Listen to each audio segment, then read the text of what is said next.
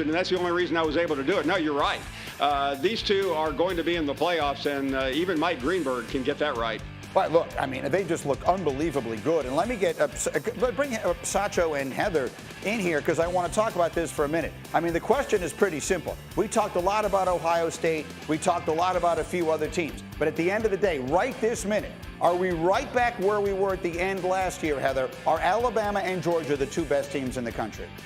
I'm going to say there's wiggle room for Ohio State. Hold on a minute, because when you look at what Ohio State did in the fourth quarter, C.J. Stroud completed 9 of 10 passes, grinded out, run the ball, strong defense. They found a different way to win. Hold on. I need to push back on this. Okay. Oregon is supposed to be a good team. That is, in theory, a neutral site game. I get it. Atlanta is not a neutral site for Georgia, but whatever. And that was never a game. I sat down to watch that, and I had to go find something else to do at the end of the first quarter because it was so completely non-competitive. I mean, Ohio State had a battle on their hands all night long. I know it's early in the season, but boy, Georgia looked better to me. Georgia looked outstanding, but nobody in the country had a better win than Ohio State. They played a top 5 team. Ducks were ugly. Oregon. Well, again, so I get maybe some of the rankings aren't what they're supposed to be. But, you know, Sacho, it was Mr. Finebaum here who told me Notre Dame was overranked at number 5. Oregon is supposed to be a top 11 team in the country, and Georgia just laid waste to them. I was very impressed. Well, Mr. Finebaum was very wrong, as we all know. Maybe we can call him an idiot. But no. what I will say is this. Ohio State did all of that without their number 1 receiver. Jackson Smith-Njigba went down early in the game. He tried to come back, but he was out. So that's number 1. And then number 2, their defense. Ohio State's defense looked really, really, really good. And so you want to put them in that caliber top 2 or 3 teams. They may be able to stop a team like Alabama or stop a team like Georgia with their excellent defense. Well, let me give you another one here then, Paul. I think that we should. Do you have Archie Griffin's phone number? Because if so, give him a call and tell him he's going to have to make room in his club of 1. He is the only 2-time Heisman Trophy winner. Just send the trophy to Bryce Young. He's going to win it again. He looks even better this year, Paul. What do you think? Thank you, Greeny. You're an idiot. Finally, I got to say it with full-throated fervor. I mean, that you cannot make that statement. A year ago today, we all sat on this stage and we all gave the trophy to Alabama to win the national championship.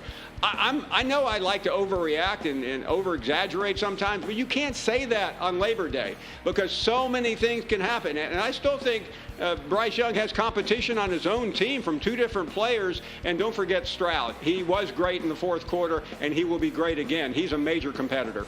What do you think, Heather? Heisman Trophy right now favorite at this moment. Is it Young? Is it Stroud? Is it somebody else? Well, it flipped. It's Young right this second, and then it's Stroud. But to me, personally, it's Will Anderson Jr. You talked about that hit.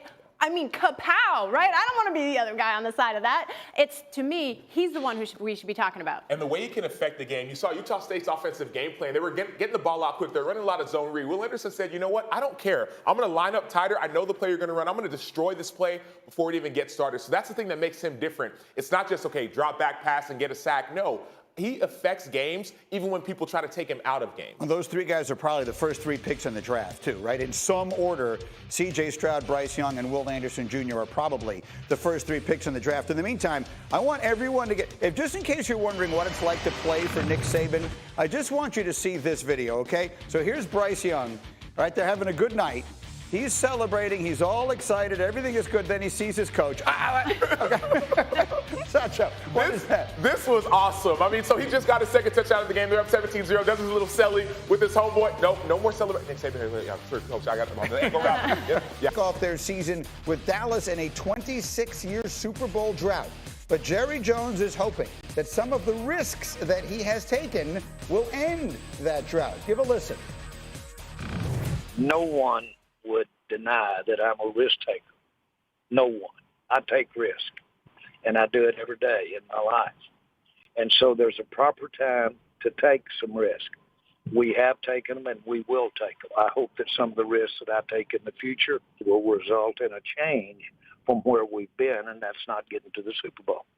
But I do that every day in my life. He genuinely is so interesting. I mean, there's it's something about. I don't even know what he's talking about. Me neither. It's interesting, yeah. I don't even know what the question was, and I'm not sure I understand the answer, and yet I just wanted to hear more. That said, Mike T, I think I can use the words he used to phrase a question, which is, has he taken the right risks this year for this team to do what it hasn't in so long? No, and it's going to cost them a trip to get back to the Super Bowl. And specifically, there were two risks he didn't take. One was Amari Cooper at $20 million a year.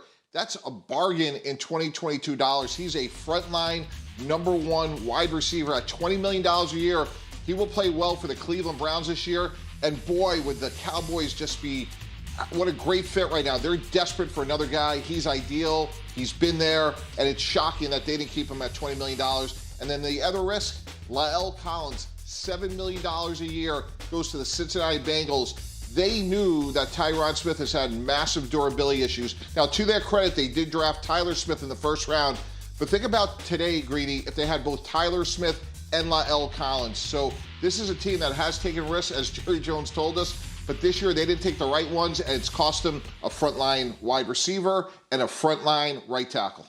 And so I want to talk about what might be at stake for this team early in the season. And if we can, Cindy, let's put up their first 6 games. Because Jeremy Fowler, we talk a lot about the coach's situation there, right? And how stable is Mike McCarthy? Well, look at that early season schedule. Tampa and Cincinnati is brutal. Then Giants, Commanders, in theory, they should win those. But then they got the Super Bowl champs, the Rams, and then they go to the Eagles, which is expected to be their primary competition.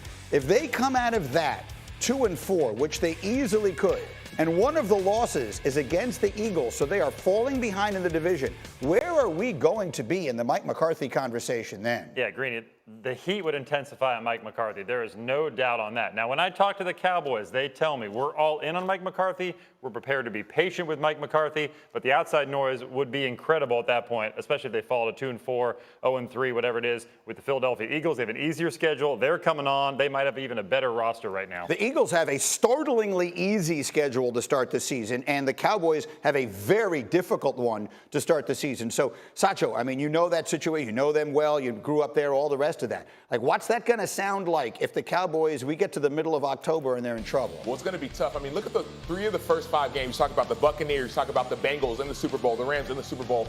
If you struggle early and Tyler Smith at left tackle struggles early, there's going to be a lot of questions and concerns. There are already questions and concerns in Dallas, specifically with the offense. Who's going to be the number 2 receiver? Will Torbert step up? It could get ugly in Dallas early, specifically with the early season schedule. You talk, back season, I get it. We'll finish it strong.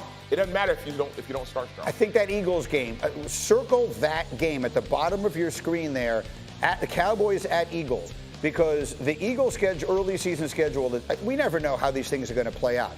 But the Cowboys could easily be 2-3 going into that game. The Eagles should be better than that. If Philly wins that game at home, I could see this thing getting loud. So, all kidding. Well, let me go to Tannenbaum quickly on this. Do you see a scenario where if they're 2-4 coming out of that game and they lose to the Eagles, that we could see a coaching change that early in a season? I don't think so, Greeny. For all the risks that Jerry Jones takes, he's actually pretty conservative at the head coaching analysis in terms of when he pulls the trigger or how long. Jason Garrett, Wade Phillips, there's been a number of coaches over the years that there was a lot of speculation that he'd make a move sooner. So I think you're right. I think Philadelphia should get off to a better start given their schedules and not having Michael Gallup amongst the others for the Cowboys.